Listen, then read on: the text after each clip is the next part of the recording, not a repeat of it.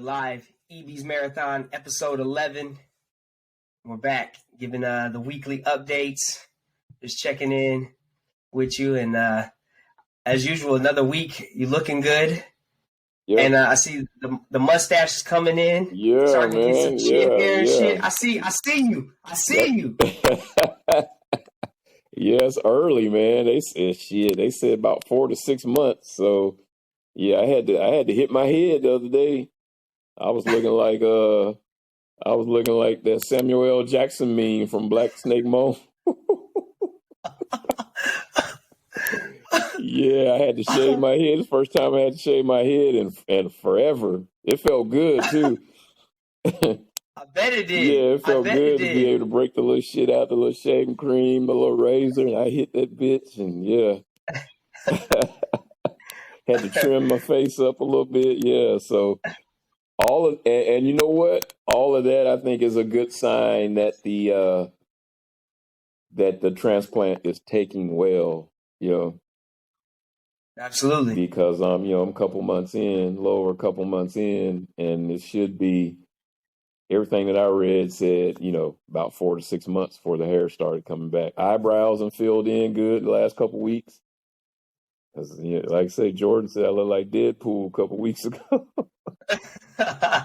So, yeah, it's kind of amazing, the progress has been made, just in the last few weeks, Absolutely. I'm telling you right now, I see peach fuzz and stuff. I had to trim it up. It was growing so crazy. It was like I had hair in my mouth because it's growing wild. You know what I'm saying? It's out of control. And I don't know what it's going to look like because that's the first thing they said. They said that your hair could change color. They said your hair could change texture when it comes back. So I'm not really sure what I'm going to be looking at. But, yeah, that's something I'm going to be keeping an eye on. Please don't let it change texture. This boy be out here looking like Al B. Shore. Yeah. Shit. Oh, man. Yeah. Well, that's good though. What have you what was last Friday? I know you had some appointments last Friday and then into this week. I actually had they added one Tuesday, so Tuesday was the last time that I actually, had appointments, saw the doctor. Platelets are still kind of fluctuating a little bit. They had dropped a little bit, but I think it's a medication that they got me on, this stuff called sirolimus. And I think that's kind of wreaking havoc with my platelets a little bit, but they dropped. They didn't drop a whole lot. They dropped like 5 points, but and we'll see where they're at tomorrow. And yeah, other than that, everything else is looking pretty good, And the platelets aren't bad, but they just aren't where they need to be, They're just lower than where they need to be. So, right. Which, I mean, having a bone marrow transplant, right? There's bound to be I think it's a combination of the graft versus host because I still got a little bit of that going on. I got pimples popping up on my head. I saw the dermatologist yesterday. I had a follow up with him, and he had to put me like on some acne medicine. I got acne like crazy, and I think that's part of the graft versus host. Yeah. So at this point, I'm a 55-year-old man with the immune system of a 2-year-old or 2-month-old baby with acne. Right. That's my current situation. Right. Yeah. Your body doesn't know if you 55, if you're 2 months, or you 17. Yeah, it's wild. It's but all of that, like I said, even the graft versus host, like I've been saying, in a mild form, is a good thing because it shows that the donor cells are definitely trying to take over. And I guess the next big date or the next big thing will be the 90-day bone marrow biopsy because at that point, that's kind of where we find out, if I'm like totally leukemia free, which the last little test they do a test, it's called a chimerism. And the last chimerism they did, it was totally gone. It was 100% everything. So But that last bone marrow biopsy will be the big one, the 90-day, and I'll have a better idea of definitely what's going on. And so hopefully that's great. And, we can, start planning to get on up out of here at that point. But that's still, a couple weeks away. Are you 66 or 73? I'm 73. It's another 66 last week. Yeah. Yeah, okay. Yeah, so we down to, 27 days, and yeah. I'm getting antsy. I'm feeling better, you know what I'm saying? And I'm going to hit them up tomorrow and see if I can kind of start doing some light weights and, maybe some push-ups or something like that, and see what they say about that. And yeah, shit, I might schedule a little 3-round boxing exhibition before I leave this bitch. I don't know.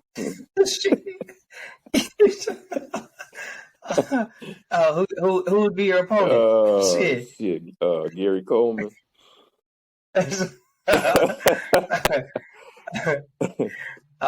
Somebody. Wow. Cat Williams. Somebody know I can whoop. Right. Man, you went home. So you went home for the 4th of July, right? Yeah, went home. We left Friday afternoon. Yeah, so Friday night, Saturday night, Sunday night. We came back Monday, and want to thank the Gabriel House for that, because technically the way the Gabriel House is set up, they give you like 2 nights, but if you're gone anything more than 2 nights, technically you're supposed to have to check out, and we was kind of like, man, we're just going to be gone 1 extra day. And yeah, so they were cool about it, We just told them 1 extra day, whatever, and as long as we've been here, Melanie's had 2 stays here now, because she stayed, right. What was it, 35 days back in last week of September, and pretty much the whole month of October. And we've been here since Easter Sunday. We checked in here Easter Sunday, April 17th. So yeah, we've been here for a minute, So yeah, they were cool about it, That is cool. Yeah. Is there anything that obviously getting home, it was a nice little break from the Gabriel House. Was there anything that you missed, or obviously you missed it all, but was there anything that was just like, oh my goodness, like, man, my chair and my TV, because we don't really watch a whole lot of TV. The only TV I've watched since I've been here have been NBA playoff games and the NBA Finals games. We just don't, it's out there, and they got 3 TV, they got like 3 TV rooms, but just don't go out there, and we kind of chill and watch movies and watch shows on my phone or on Melanie's laptop. So it was cool to be able to sit in my chair and watch my damn TV, see everybody. You know what I'm saying? It was just good to be home, see the animals, Shadow, and and the cat, and even Tom's little dog, little wiener ass dog. Yeah. So yeah, it was cool. It was cool to see everybody, and got to spend some time with my parents, and so yeah, that was nice. Yeah, and they're still doing all right. Yeah, Birch and Maxine. Yeah, they doing good. Okay. Good. Yeah, good stuff. Yeah, so obviously all that's good news. Is there with the walking? I know you're still doing the walking, I'm sure. Yeah. Oh yeah. Every day. I get on there for about an hour now. I went from 15 minutes to 30 minutes to 45 to an hour, so yeah. And that's why I say I kind of feel like I'm ready to, take that next step. But, I'm going to check with the doctors, because I'm not really in a rush, but, I feel good, and I just kind of feel like, I'm ready to go to the next step, something light, nothing crazy, just something light, just to kind of like, maybe get a little soreness and, and start working the muscles again, Right. I can't imagine that hurts anything, right? Like, just, if anything, it's funny, because I was thinking about John. Remember the John that was here? And I'm Yeah. at about the stage now that he was at when I was feeling like trash. He was 45 days Right. ahead of me. And I remember hitting the 30-day mark. He was at 75 days, and just the way he was moving around here. And I was like, I kind of felt like, man, I'm never going to get to that point. That's how bad I felt back then. And now that I'm Right. here, I see how he felt. He was feeling good. He was wanting to get back to working out. He was a runner. He was wanting to get back to doing his thing. So, and that's Right. kind of where I'm at right now, but I don't want to overdo it so, but I am going to Absolutely. ask him tomorrow, can I do like some, light weights or something like that and just see what they say. How is your stomach? I know for a while there It's you haven't. gotten better too. Everything has really pretty much improved, Right. quite a bit. Like I said, in the last couple of weeks, things have gotten better, and stomach is definitely better. So yeah, I mean, You having them they solid now? They solid? They linked I up? had one earlier today that was You linked solid. up Yeah, good? it was solid. Yeah, yeah. I went a few days where they were so soft they got stuck. You're nasty as hell.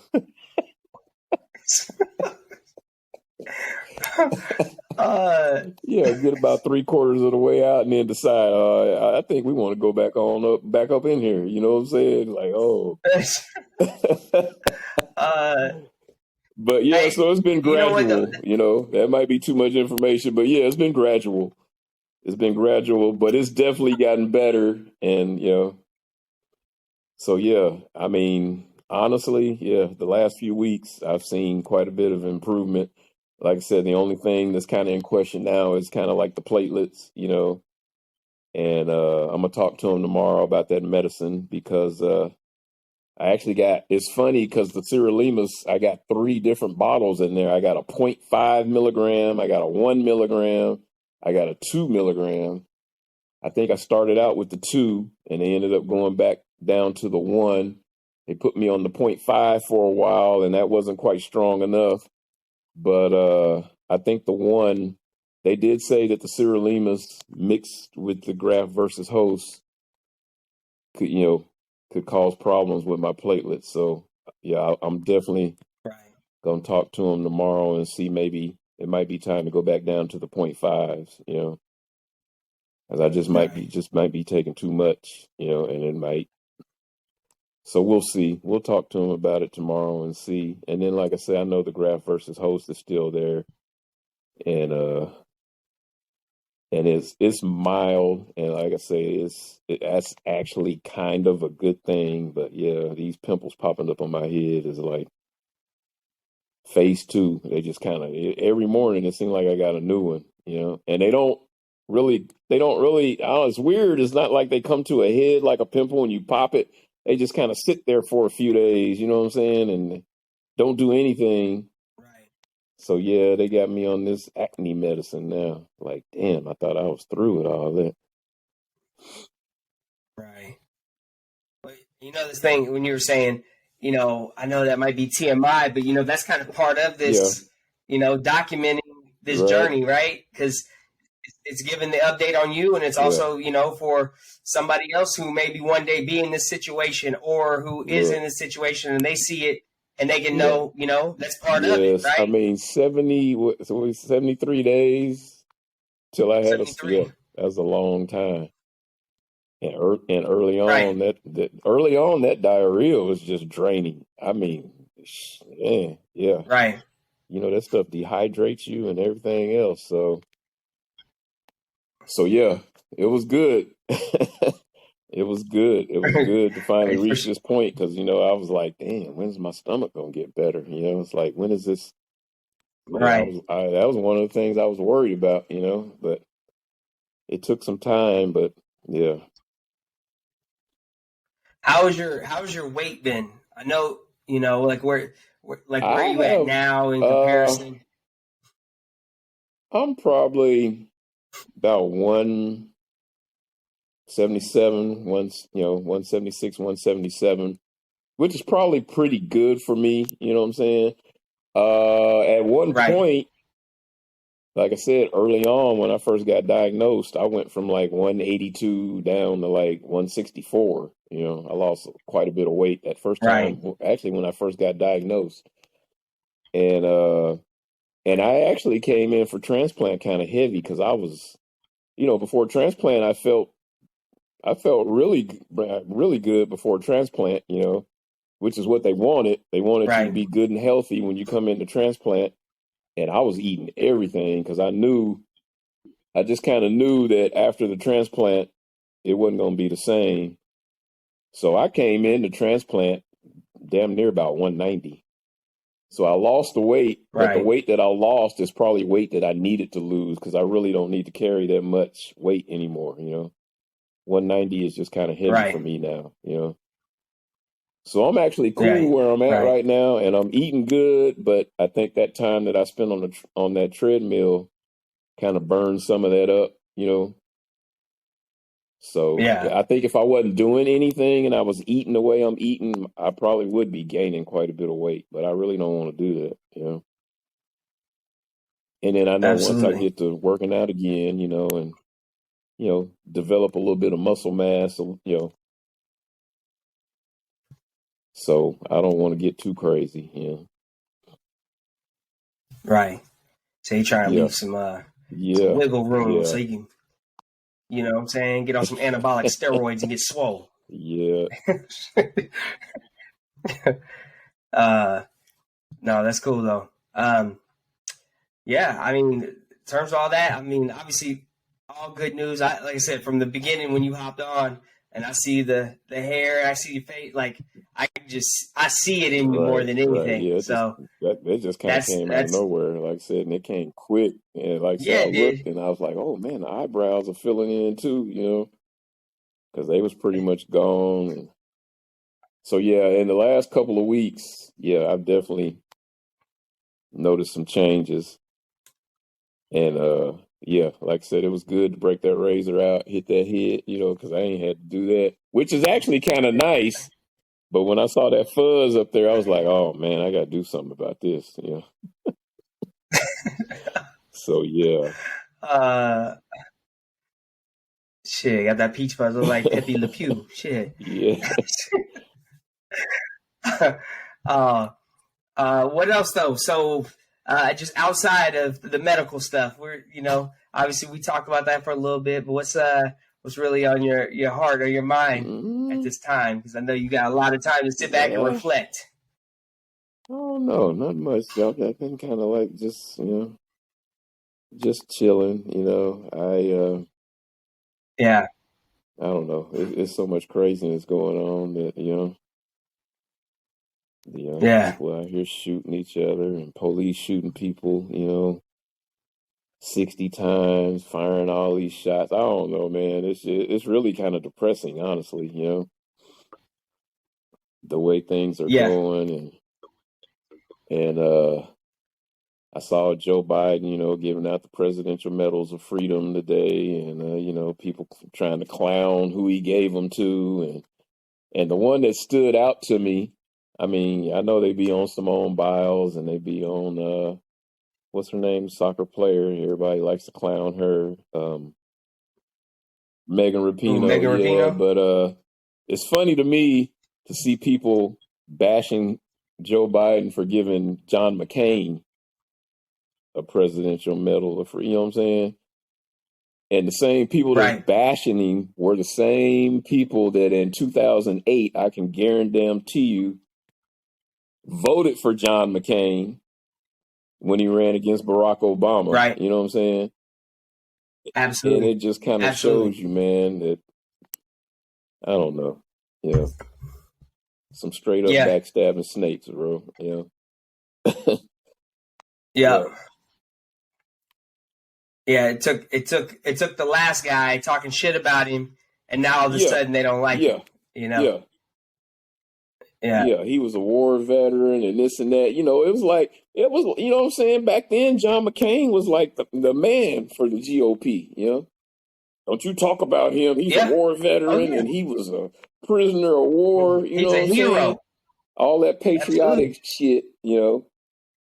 And then look how they Yeah. did the man, you know. In his Yep. final days, you know, there was like nobody from the GOP trying to support that man at all. So that just kind of shows you, you know, what you're dealing with. Oh, absolutely. I mean, and it's weird that people can be so bothered by this, but then like when Trump was giving it to, let's say, Rush Limbaugh, Yeah. you know, like, I mean, Yeah, it's just crazy, man. like for real, like come on, Presidential Medal Right. of Freedom to a dude who stirred Right. up hate. Like that's what he was. Yeah. He was a fear monger. You know, you say what you want about some of these other people, but I don't know what good he brought to society or Right. to humanity. Yeah. You know, he was a talking head. You know, but Yeah, them memories yeah, them memories is short term, bro. Yeah. Yeah, they got some short term memories, you know. very short, And like you said, it took very short. one Well, man it was no different thing. to come up and, you know, talk bad about these people. George Bush too. He did George Bush the same way. That's Yeah. exactly what I was going to say. Yeah, George and then W. all of a sudden, When George W. yeah, all these talked, people that used to love these yes, men, all of a sudden, you know, it's just crazy, man. It's crazy. yes, It's scary. yes, It's honestly scary, you know, yeah, because we've you know we've kind of seen this before, and you know, I don't know. yeah, and just to keep it fair, I will say the hypocrisy goes both ways, right? Because I remember when George W. Bush was in the House, we thought he was a demon. Yeah. We thought he was evil. Yeah. We thought he was the worst, right? And then after he got out, and you start realizing like he's really not a bad guy. He's he just didn't. he just didn't you know what I'm really saying? know what he was doing. Yeah. That's it. It wasn't like he was an actual bad person, you know.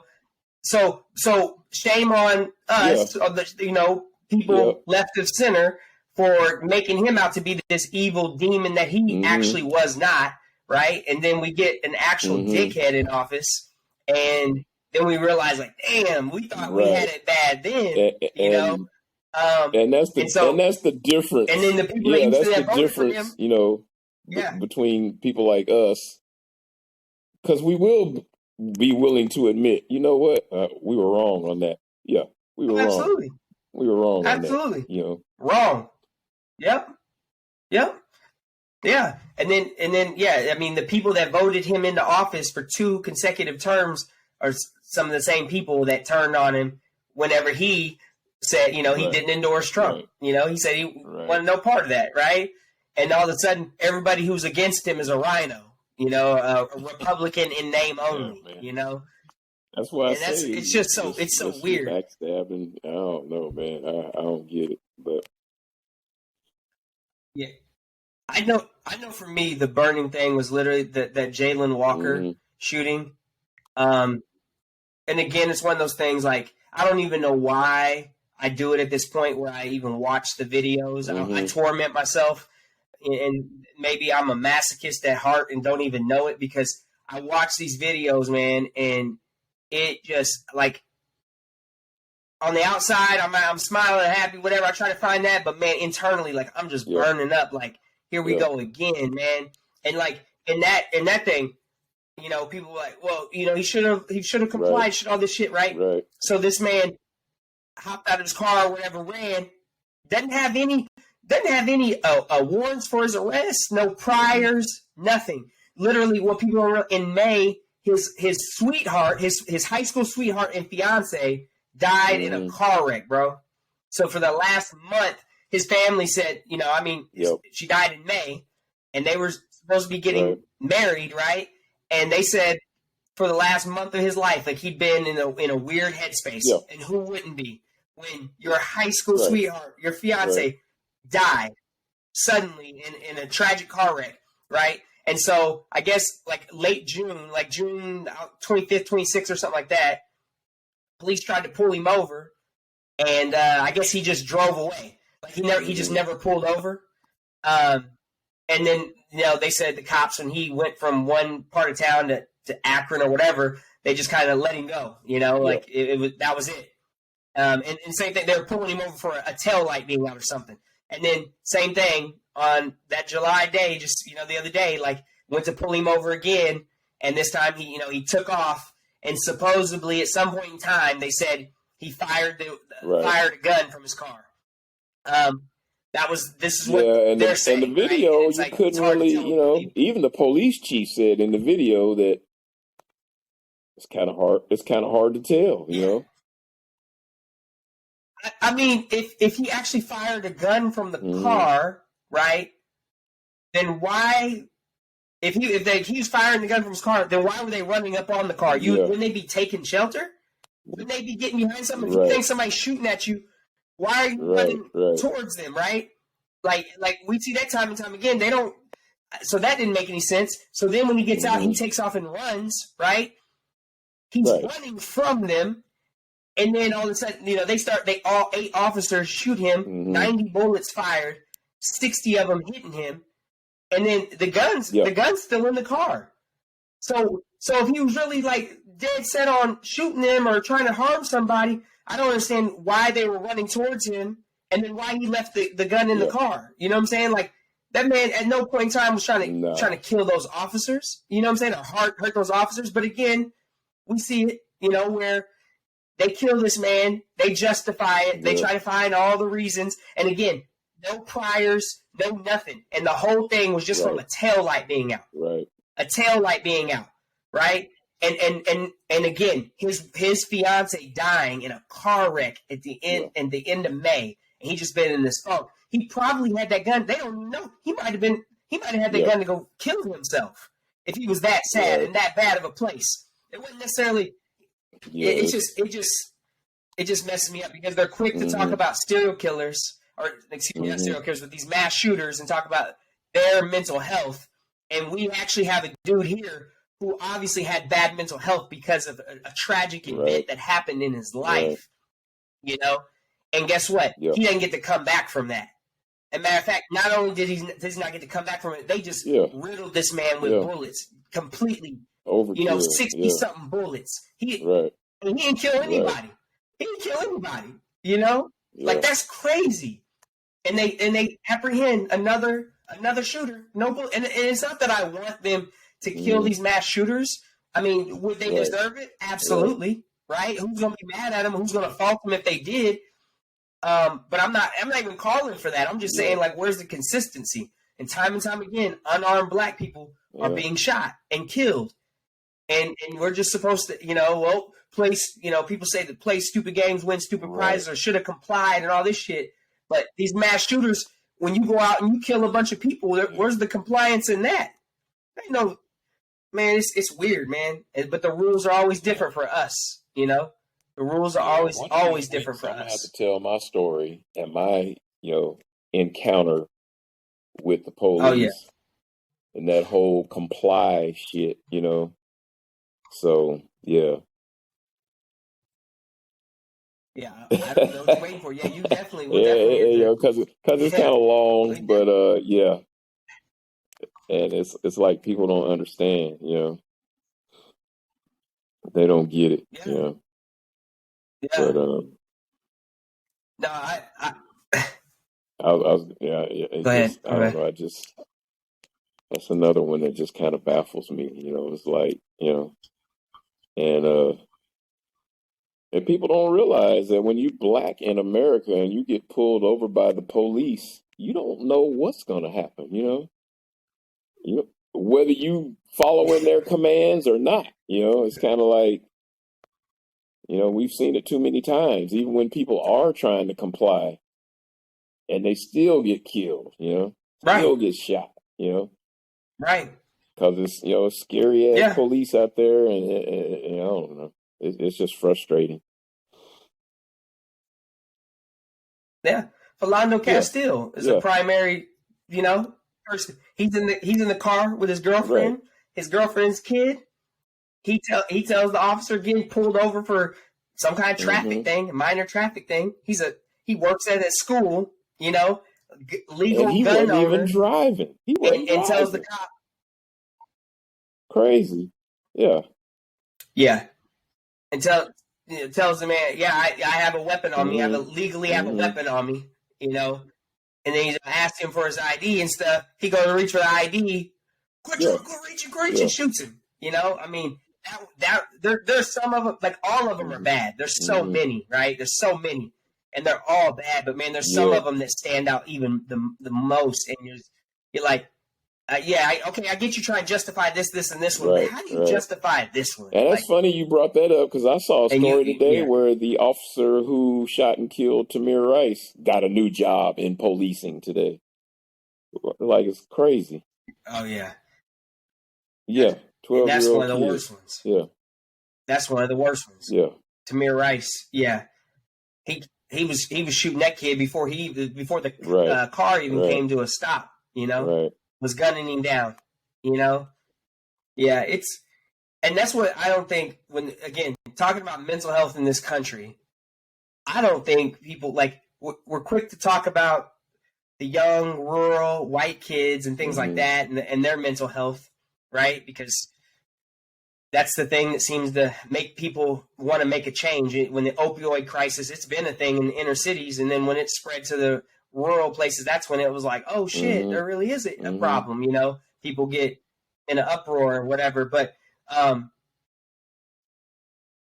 don't think people understand like the mental health of Black people in this country, like where it's at, because we have to constantly look on the news and see people that look like us be murdered by people that are supposed to be protecting and serving. And the reason why they can't talk about Black on Black crime, that whole myth, the reason why they can't talk about that or compare is because when you are referring to gang violence that's happening between two rival factions that are shooting at each other, right? Like, that's expected, but it's not expected that the people that are supposed to protect and serve the community leaders, that's not expected for them to be killing people who are unarmed. Because at the end of the day, that's the thing too. Even the other day with Jalen Walker, you're innocent until proven guilty. That's supposed to be the law of this land. Until you have been seen by a jury of your peers, right? You are innocent until proven guilty. So when they do this type of stuff and they're playing that executioner, I mean, that's, again, when people talk about the cases where white people are killed, they're like, oh, there's more white people that are killed by cops than there are Black people. Well, guess what? Go back and look at the instances where those white people were killed by cops. They were actively shooting at cops most of the time. They were doing something in that moment.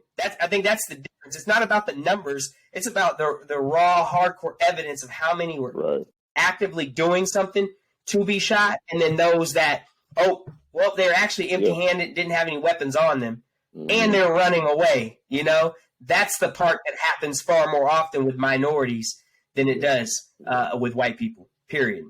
And that's not to say that there aren't white people who are unjustly shot and murdered by cops. There are. I've seen a video. This is one real bad video of this guy, and I can't even think of his name. And it's one of the worst. And this dude, you could just, he was in a hallway. I don't know if they were at a hotel or what, and he had the dude on his knees. I think I've seen that and the cop in kept telling Arizona him, somewhere. He was like, it was in Arizona, I think. I've seen that. It was I've bad. seen that. It was a white guy. Yeah, that was a bad one. And that cop said from the beginning, he's like, I'll blow your head off. I'll kill you if you do this. He kept telling him that. And finally, dude made a wrong move, and he ended up killing him. So it does happen, but it happens far more often with people of color. That's the only point. So all that other shit. What about Chicago? I get so tired of that. That what about Chicago?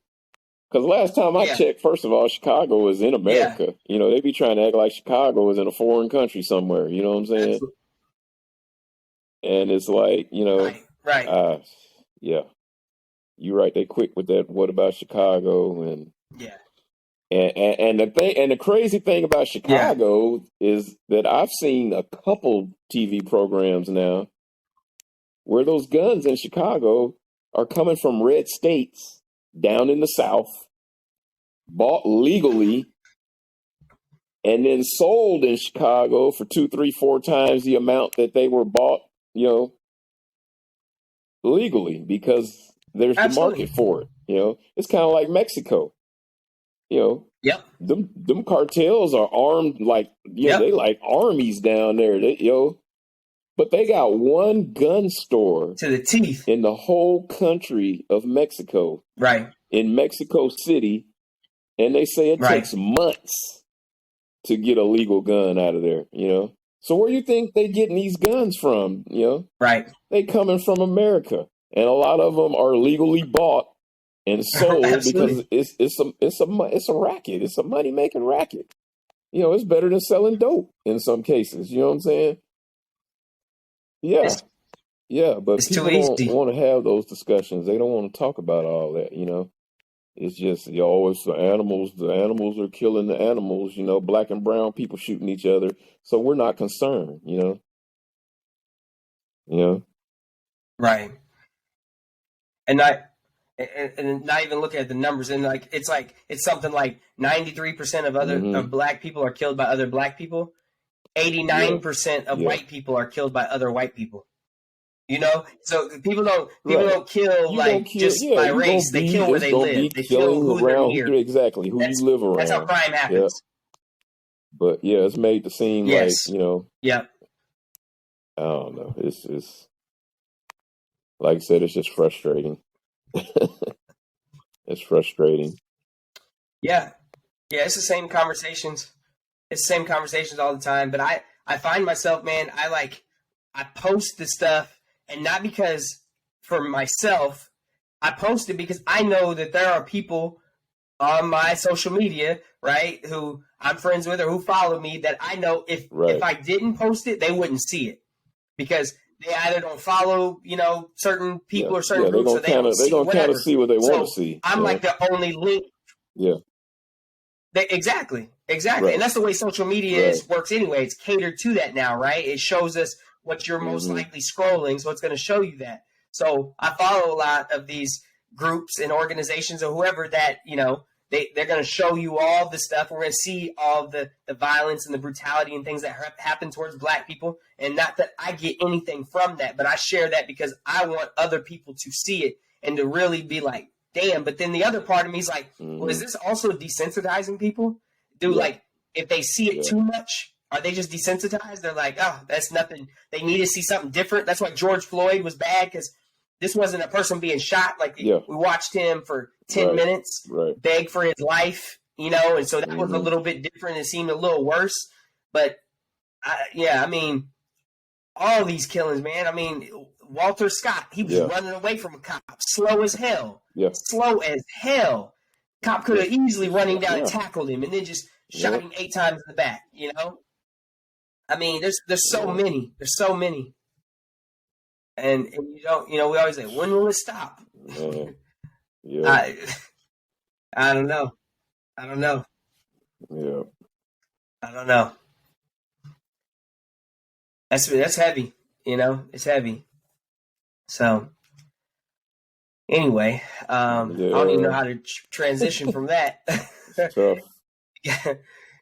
I didn't mean to make it all melancholy and shit. It's stuff that needs to be talked about, man. And like you said last week, it's like, how do you even get people to the table to even, it's, I don't know. It's like nobody cares. Oh yeah. It's I mean,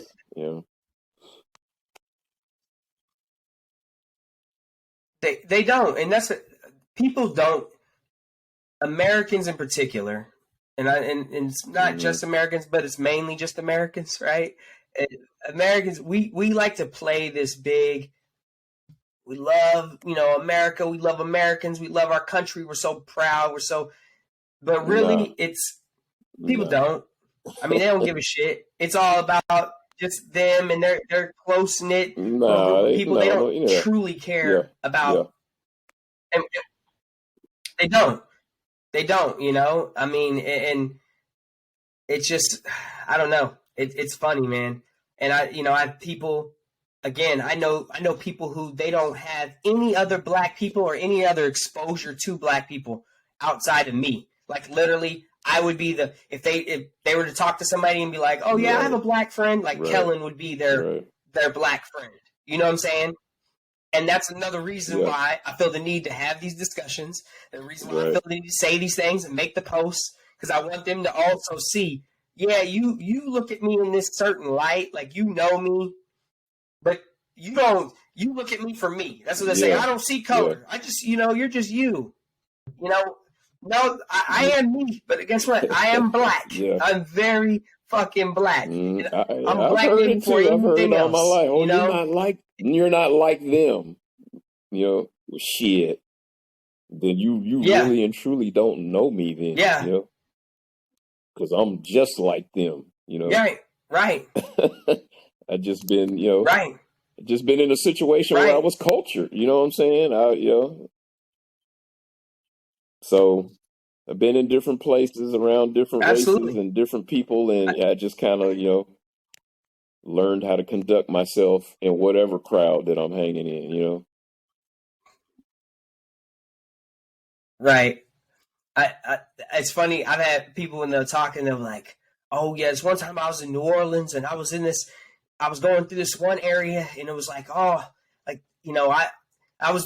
was no other white people around or whatever, or they were driving through Kansas City or going through Chicago, but they named these places and they talk about how uncomfortable they felt or just like, oh, and I was like, yeah, that's me every time I'm in some little rural hick town, little white town, that y'all feel fine and comfortable in, right? But that's exactly that's that uncomfortable feeling. That's something we experience every day of our lives, being in a place and we're the only person of color, and we have to hope and believe that nobody here is, fucking a neo-Nazi or, somebody like the Buffalo shooter gonna just shoot up a bunch of black, like. I don't think they can't put that into perspective, and that's the one thing about when you are the majority, right? When you don't think like that, until you're in this rare situation.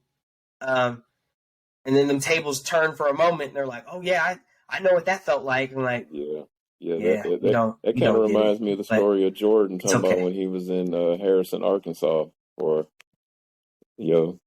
and I done heard some stories about Harrison, Yeah. Ku Klux Klan capital of America. So, yeah. Right. Still have active Klan. And what's funny is they're trying to get away from that. Like the town itself, they try to get away from that stigma attached. They're like, oh, I think it's the Robb family, ROBB or whatever, the dude, the leader, Thomas Robb or something. And they try to get away from that. Like, ooh, we're more than that, But I mean, clearly you're not, because it's still thriving there, still active there. So, man, boy, that racism, bro, is just it's exhausting, bro. It's it's exhausting, Yeah. It's and it's a constant conversation where you too, people are like, why does it always have to be about race? I'm in this on Instagram in this group, and we all talk boxing and MMA. There's a group of there's 6-7 of us, and we got into this conversation, and we were talking about Conor McGregor, and basically, I was saying how if Conor McGregor, if he was a person of color, black or Hispanic, and he lost as many fights as Conor McGregor has lost in a row, right? He wouldn't keep getting title shot after title shot with the UFC. Right. He wouldn't, because all he does, he talks shit, right? We've seen plenty of fighters come along, plenty of black fighters who talk shit and talk the talk, but you got to win in order for it to work, right? Like Floyd Mayweather. And he, this dude was like, why is it always got to be about race? And it went to this whole thing. And before it's all said, that I just had to excuse myself from it, because I was like, clearly I couldn't have this conversation with this dude about it, because he just wasn't going to hear anything. But I mean, even the concept of the great white hype, it goes back to when Jack Johnson was the heavyweight champion of the world. And at that time, you're talking the 1918, 1912, some shit, back in the day, right? And not only was he the heavyweight champion he was the first fighter to make $1 million. Yeah. But here he was. It was a black man in this post, Civil War America, right? So it was bad. He was dating white women. He was flaunting it, right? So they used to hype up. They had Jim Jeffries come out of retirement, who was the great white champion before him, before Jack Johnson won. They had this man come out of retirement, hyped it up. They're like, this is going to be the one. He's going to take out this bad black man, right? Jim Jeffries came out of retirement and got his ass beat by Jack Johnson. Got his ass whooped. And that kind of thing, though, it went on through time. I mean, there's been the Jerry – was it Jerry Corey or Jerry Cooney later on? Cooney. Like they did it with Jerry Corey and Jerry Ali. Cooney. He whooped both of them. But they want that guy – Yeah. Well, both of them, right? But it was the same kind of thing. And then that's what Conor McGregor, what they wanted him to be for Floyd Mayweather. And anyway, I was trying to explain that concept, and it was like, why is it all about race? I said, man, this whole country is built on race and racism. Like, that's what you understand. And even if systemic racism, even if the people in the system aren't racist, the system was set up and established in a way that it's always going to harm a certain demographic of people because that's what it was intended to do. Much like redlining and the long-term effects of it has now. These urban areas that, were once affluent and once nice. Well, guess what? They did all the redlining.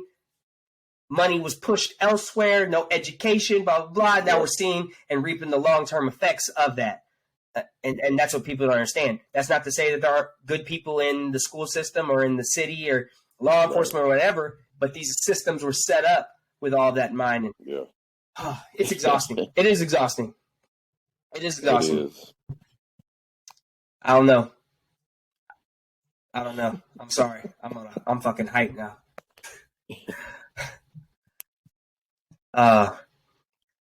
Point is, I'm glad you feel good. I'm glad you look good. I like seeing the hair going in. Doing well. Word. Yeah, just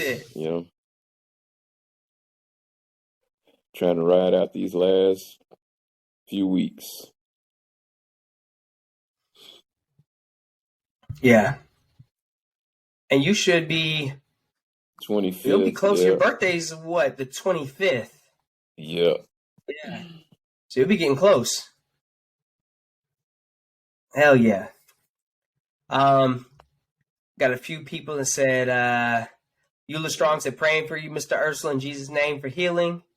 Monica, Elizabeth said, you're my black friend. Monica's a fool, boy.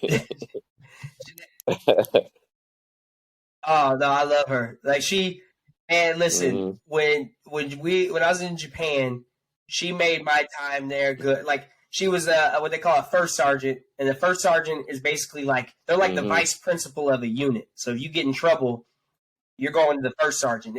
Good things, bad things, whatever, they handle all of the shit. She held shit down, and she didn't take no shit. She was always real, like, truly one of the best people that I ever worked under in any capacity. Just solid as they come. And also, and here's the thing. We didn't always agree on politics and things like that. We had some deep discussions, and there was not always shit that we agreed on or saw eye to eye on and stuff. And she would argue, and we go at it and shit. And then also, I've watched her grow in a lot of ways too. I've seen her much like I have. I've had to mature, and she called me out of shit. But there was also things that she didn't see initially. Now she's on it, man, and that's what I love and appreciate about her so much, because she's one of those ones. If you're really trying to understand, you know what I'm saying? Absolutely. You can stay closed-minded if you want to, but, if you're really trying to understand what's really going on out here, you got to be open to some new ideas and be willing to say, you know what, I was wrong about that. You know what I'm saying? Yeah. Yeah, ain't nobody gonna be like, I told you so, or whatever, Okay. Yeah, I know. There will be. There will be, though. There will be some people that do that shit. There will be people that do that shit. I'm just saying, in my situation, I'll be glad that you finally realize that, Right. that maybe you were wrong on this, or maybe that person, when the person you supported was wrong about what they did or what they said or whatever. And so, yeah. But yeah, appreciate all the thoughts and the prayers, and I remember. keep them coming, because I'm gonna need them. But like I say, right now I'm doing well, and I just hope just hope everything continues. And like I said, that 90-day mark is gonna be that's gonna be crucial right there when they do that last bone marrow biopsy. So yeah, Right. yep. So about 17 days right. out of I that. think it's July 28th. Yep. I think they have it scheduled. Okay. Yep. So hopefully everything will be cooled in, and I can start preparing. Well, get on up out of here and go home, and do what I got to do for the next 9 months. Like yeah. So yeah, I'm I don't try to get too far ahead, but I definitely be having thoughts of the the victory lap. Maybe a year from transplant day. Where I'm just kind of like out of the woods and healthy, and it's just something that kind of keeps me motivated. That's what I look forward to. Thanks. Yeah. Yeah. Thank you for putting things in perspective. We all got to bring it back around and like look at like what's the shit that truly matters, and this is it right here. This is all we can control. This is all we got right now. And that's always like the most important piece is the focus on these moments that we have now, and speak positivity, speak love to each other, and just be good to each other overall. Fuck. Yeah. Hell yeah. Yes, sir. All right. Well, thank you for your time. Per usual. We'll love you too. We'll do it again next week. And I love you. And thank you.